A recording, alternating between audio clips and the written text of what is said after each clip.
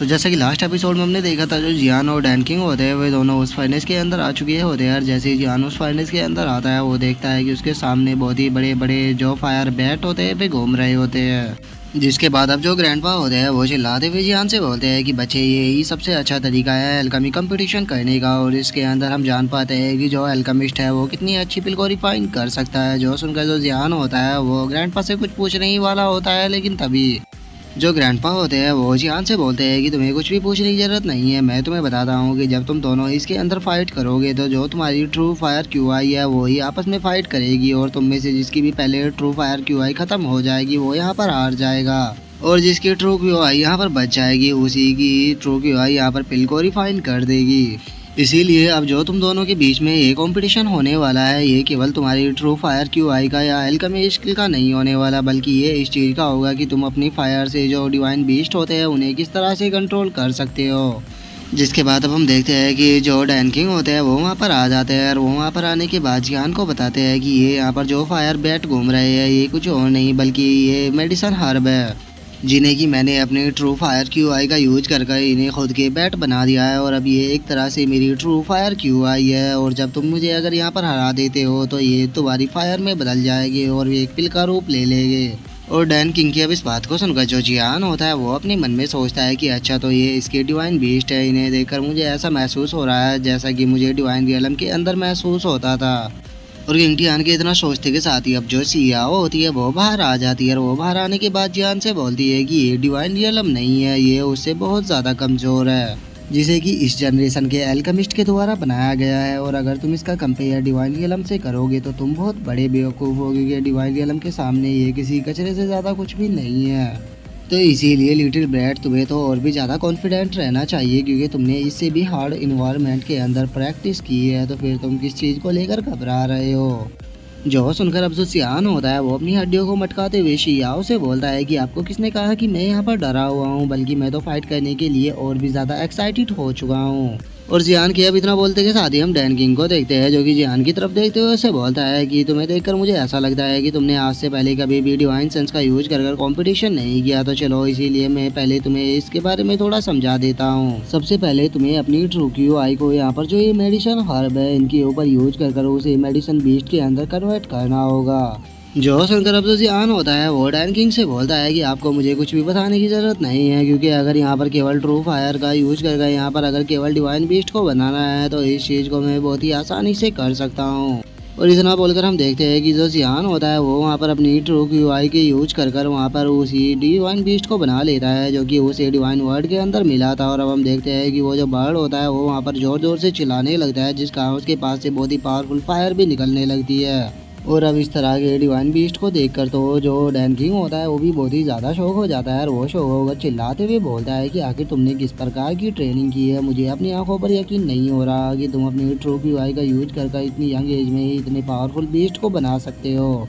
और अब तुम्हारे इस फायर बीस्ट को मैं देखकर समझ चुका हूँ कि तुम कोई अनाड़ी नहीं हो। तो इसीलिए मैं अब तुम्हारे ऊपर यहाँ पर कोई भी रहम नहीं दिखाने वाला। मैं इस फाइट के अंदर अब अपना 100% दूंगा। और इतना बोलकर अब जो डैन किंग होता है वो अपने सभी फायर बैट को जियान के ऊपर अटैक करने के लिए भेज देता है। और हम देखते हैं कि उन फायर बैट की जो संख्या होती है वो बहुत ही ज़्यादा होती है, जिसे देखकर अब जो जियान का डिवाइन फायर बर्ड होता है वो भी अपने मुंह के अंदर एक बहुत ही पावरफुल अटैक को बना लेता है। अब उसी तरह के 3 अटैकों को बनाकर वो भी उन फायर बर्ड की तरफ शूट कर देता है। और अब उस अटैक से बचने के लिए हम देखते हैं कि जो डैन किंग होता है वो अपने चारों तरफ एक शील्ड को बना लेता है। और वो शील्ड को बनाने के बाद वो उन अटैकों को रोकते हुए बोलता है कि सच में ये अटैक काफ़ी पावरफुल है, इन्हें रोकने में मुझे भी थोड़ी परेशानी हो रही है। और इतना बोलते ही हम देखते हैं कि जो डैन किंग होता है वो जियान के उन तीनों अटैकों को वहीं पर ही ख़त्म कर देता है। और उन अटैकों को ख़त्म कर देने के बाद जो डैन किंग होता है वो चिल्लाते हुए बोलता है कि फायर बैट जल्दी से यहाँ पर पर्पल लाइटिंग फ्लेम को तैयार करो। जो सुनते के साथ ही हम देखते हैं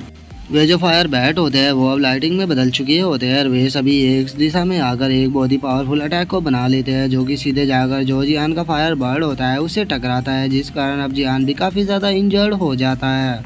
जो देखकर अब जो जियान होता है वो थोड़ा परेशान होते हुए अपने मन में सोचता है कि डैमिट, अगर यहाँ पर जो फायर बर्ड है अगर वो घायल होगा तो उसी के साथ में मैं भी इंजर्ड होऊंगा, क्योंकि ये हम दोनों एक दूसरे से जुड़े हुए हैं। इसीलिए अब यहाँ पर मेरे लिए थोड़ी प्रॉब्लम होने वाली है, क्योंकि मैं तो डैन किंग के डिफेंस को भी नहीं तोड़ पा रहा और वहीं जो इसके अटैक है वे डायरेक्टली आकर मुझे लग रहे हैं, और अगर वही मैं इसके बैट के ऊपर अटैक करता हूँ तो वे बहुत ज़्यादा तेज़ है, मेरे अटैक उनसे डायरेक्टली नहीं टकरा पाएंगे। और जियान के इतना सोचते के साथ ही हम फायर बर्ड की हालत देखते हैं, जिससे कि वे बैट लगातार टकरा रहे होते हैं, जिससे बचने के लिए जो फायर बर्ड होता है वो फ्लेम का यूज कर रहा होता है, जिसे देखकर जो जियान होता है वो परेशान होते हुए अपने मन में सोचता है कि डैमेज इस तरह से तो मैं इस फाइट को जीत ही नहीं पाऊंगा। और अब जियान की ऐसी हालत को देखा जो डैन किंग होता है वो हंसते हुए जियान से बोलता है कि बच्चे, जो मेरे ये डिवाइन बैट है ये लाइटिंग का यूज कर रहे हैं, और वो लाइटिंग जैसे ही तुम्हारे डिवाइन बीस्ट से टकरा रही है वे तुम्हारे डिवाइन सेंस को भी खींच रही है। तो इसीलिए मैं तुम्हें यहाँ पर एक एडवाइस देना चाहूँगा कि तुम्हें गिव अप कर देना चाहिए, क्योंकि तुम मुझसे यहाँ पर नहीं जीत पाओगे बहुत ही जल्द। जो तुम्हारा डिवाइन सेंस है वो पूरी तरह से ख़त्म हो जाएगा। और डैन किंग के अब इतना बोलते के साथ ही हम देखते हैं कि जो शियाओ होती है वो बाहर आ जाती है, और वो बाहर आने के बाद जियान से बोलती है कि बेवकूफ़ कहेंगे क्या तुम डिवाइन रियलम के पहले लेसन को भूल गए। जो सुनकर जो जियान होता है वो शियाओ की तरफ देखते हुए बोलता है कि सिस्टर शियाओ, आप कहना क्या चाहती हो, कहीं आप उन 3 बर्ड के बारे में तो बात नहीं कर रहे। जो सुनकर अब जो शियाओ होती है वो जियान के सर पे लात मारते हुए उससे बोलती है कि बेवकूफ़ कहीं के क्या तुम्हें नहीं पता कि वहाँ पर जब ये 3 छोटे बर्ड में बदल गया था तो इसकी पावर और ज़्यादा बढ़ गई थी, तो फिर तुम यहाँ पर इस बड़े वाले का यूज क्यों कर रहे हो।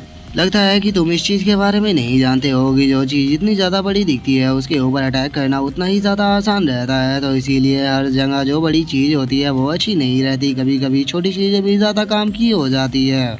जो सुनकर अब जो जिहान होता है वो भी शियाओ से बोलता है कि सिस्टर शियाओ, अगर ऐसी बात है तो आप ही बताइए कि मुझे यहाँ पर क्या कहना है। जो सुनकर जो शियाओ होती है वो जिहान से बोलती है कि बेवकूफ़ कहीं के जल्दी से अपने इस फायर बर्ड को 3 छोटे छोटे फायर बर्डों में कन्वर्ट करो। और जिहान के अब इतना बोलते के साथ ही हम डैन किंग को देखते हैं, जो कि चिल्लाते हुए बोलता है कि मेडिशन बैट में जल्दी से मेरे ऑर्डर को सुनो और यहाँ पर चारों तरफ पर्पल नेट को फैला दो। और डैन किंग के इतना बोलते के साथ ही अब हम देखते हैं कि वे जो बैट होते हैं वो वहाँ पर एक जाल टाइप का कुछ बना देते हैं, जिसके बाद अब जो डैन किंग होता है वो जिहान की तरफ देखते हुए बोलता है कि अब इस फाइट को यहीं पर ही ख़त्म करने का टाइम आ चुका है, और अगर सच बताऊँ तो मैं तुम्हारे जैसे जीनियस को इस तरह से यहाँ पर हराना नहीं चाहता था।